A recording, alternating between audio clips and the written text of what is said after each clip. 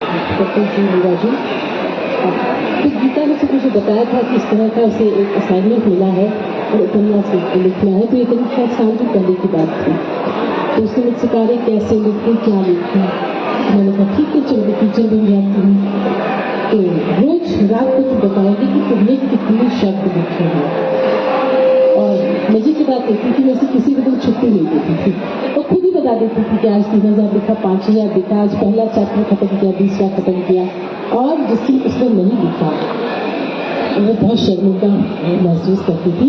और 2 दिन पहले मुझे बता देती थी कि आने वाले 2 दिन जो है मुझे अब फटकारना मत, क्योंकि मैं जा रही हूँ और मैं लिख ले रही हूँ। तो ये जो कहानी है उसमें ब्रॉड मुझे एक तरह से वन लाइनर सुनाया था कि ये इसकी पृष्ठभूमि है और ये कहानी है। तो देखिए, चूंकि मैं बिहार से नहीं हूँ, जानती थोड़ा बहुत हूँ, बिहार उत्तर प्रदेश में से काम कर ही रही हूँ, लेकिन आप लोक संस्कृति और लोक कथाओं की बात करें तो जाहिर सी बात है कि मैं साउथ इंडियन अपने परिवेश के बारे में कितना जानती हूँ उतना तो बिल्कुल नहीं जानती। और ये जो कहानी है कृष्ण को लेकर या श्यामा चकवा को लेकर, मुझे तो पता ही नहीं। कृष्ण की एक जो है वो एक राक्षसी पत्नी भी थी, उनकी राक्षसी बेटी भी थी, बेटा भी था, भाई बहन के बीच इतना प्यार। तो लिखने के बाद गीता ने कहा कि अब मैं चाहती हूँ कि एक बार तुम उसे इस तरह से पढ़ो, क्योंकि तुम जो है वो बिहार की नहीं हो और तुम एक संपादक हो, तुम अपनी दृष्टि दोगे। और थोड़ा बहुत उसने मुझे बताया था, उसने पूरा ये भी नहीं बताया था, उसने सिर्फ ये बताया था कि वो एक प्रकृति को बचाने की कहानी है ये, और एक अलग तरह की लोक कथा है, लोक प्रदर्श है। तो जब मैंने पढ़ना शुरू किया तो सबसे पहले तो मैं कृष्ण के किरदार से चौंकी कि किरदार मेरे लिए बहुत अनोखा था। हमने कृष्ण को कभी इस रूप में देखा नहीं था। और उसके बाद बेटी बेटा ये दोनों आए, और बेटी जो है अब पढ़ते पढ़ते आप कहीं ना कहीं लोक कथा से फिर आज की दुनिया में आ जाते हैं। तो श्यामा से आप हर तरह से आज की तारीख को आइडेंटिफाई कर पाते हैं। श्यामा हुई हजारों लाखों साल पहले, हजारों साल पहले, 5000 साल से। लेकिन बात मैं अगर करूँ तो आज की लड़कियों है, आज की लड़कियां जो दुख को जीना चाहती है, पिता से भी प्रेम करती है, प्रकृति से उससे ज्यादा, माँ से भी बहुत कुछ है जो अपने साथ लेख के आई है। राक्षसी की बेटी होने का एक दंश भी, श्री कृष्ण की बेटी होने का गौरव भी, तो सब कुछ है। लेकिन जब प्रकृति को पाई जाती है तो उससे ज्यादा प्रेम वो किसी से नहीं करती। और फिर वहां से शुरू होती है इसकी प्रेम कहानी। और प्रेम कहानी के साथ साथ जो प्रकृति का पूरा का पूरा उठा हुआ है कि किस तरह बचाना है, और एक चिड़िया बन जो मार्केट से जिंदगी है उसकी। और उसके बाद भाई के बारे में पता नहीं क्या गीता के विचार है। मैं तो मानती हूँ कि भाई का भी इतना सुंदर किरदार है, लेकिन ये तो मुझे लगता है भाई बहन पे भी अलग से उपन्यास होना चाहिए।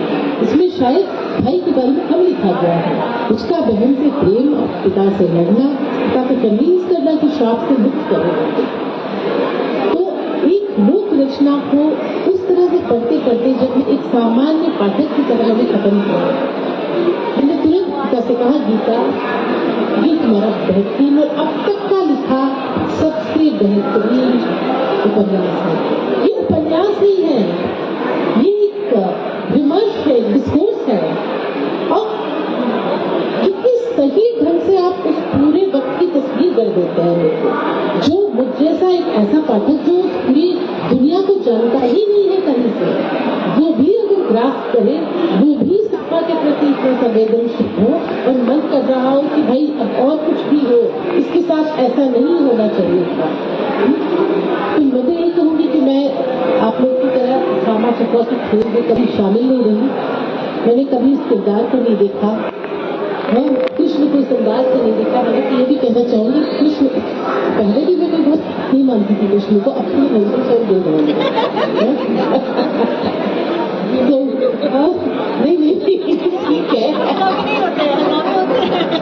तो हाँ, राधा वाला प्रसंग बहुत खूबसूरत है। मुझे ऐसा लगा कि उन्होंने अपनी प्रेमिका के साथ तो न्याय किया, लेकिन पुत्री के साथ नहीं किया। पुत्री के प्रति कुछ ज्यादा ही वो जो है आजकल की पिताओं की तरह होता है, वो सही नहीं है। मतलब आप जो भी हो, आपकी पुत्री राक्षसी से हुई हो या जैसे भी हो, इस तरह का श्राप देके उसे आप किसी कटघरे में बंद नहीं कर सकते। और राधा आ रही है तब तो आपको इतना प्यार आ रहा है बिल्कुल। तो पुरुष का ये जो क्या कहें सलेटी सी जो छवि है आकर्षित भी करती है, पुरुष ऐसे ही होते हैं बिल्कुल। मैं इस पर कोई ज्यादा इफ्स एंड बट्स नहीं करूंगी, पर हाँ ये सारा का सारा जो चरित्र चित्रण है, जो किरदारों का चरित्र चित्रण है, वो बहुत ज्यादा वास्तविक लगता है और कहानी को बहुत सुगमता से पढ़ाया जाता है। तो मैंने तो देखी 3-4 महीने पहले गीता को बधाई कर दी थी और मैंने कहा था गीता ये तुम्हें अलग लेवल पर ये प्रयास लेकर जाएगा, अब तुम वहां नहीं रहोगी जहाँ तुम। गीता आज भी मैं अपनी बात पे कायम हूँ। बहुत बहुत बहुत बहुत धन्यवाद।